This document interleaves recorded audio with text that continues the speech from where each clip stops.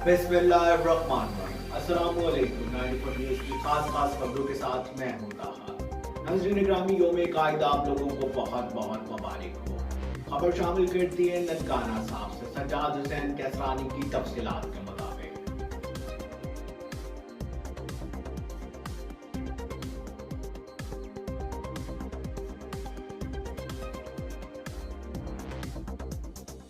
जी बिल्कुल, वफाकी वज़ीर एजाज अहमद शाह ने कहा है कि ये मुल्क हम सब का है और क़ायद आज़म ने हम सब के लिए आज़ादी हासिल की थी।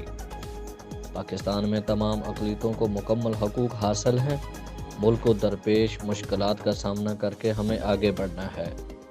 फ़िरका वारियत और शिद्दत पसंदी जैसे मुल्क दुश्मन अनासर से छुटकारा हासिल करेंगे।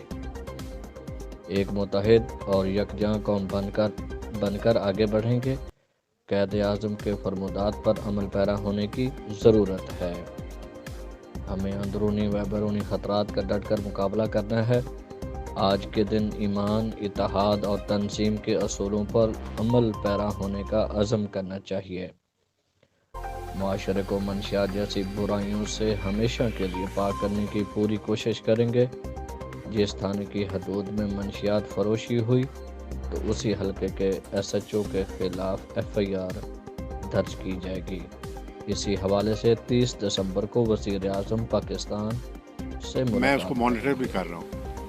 अगर आप बुच्चे की में कोई मुझे बंदा बता दे कि अगर उधर मंशियात फरोश हो रही है तो मैं उसका जिम्मेदार हूँ, क्योंकि वहाँ हमने SHO अच्छा भेजा है और उसने मुझे अगले दिन क्लीन चिट दी है। उसने कहा जी कि बुच्चे की वड्डा कार, अगर लोग भाग के इधर से नहीं गए तो मुझे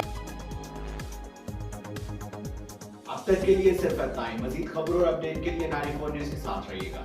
अपना ख्याल रखिएगा। अल्लाह हाफ़िज़।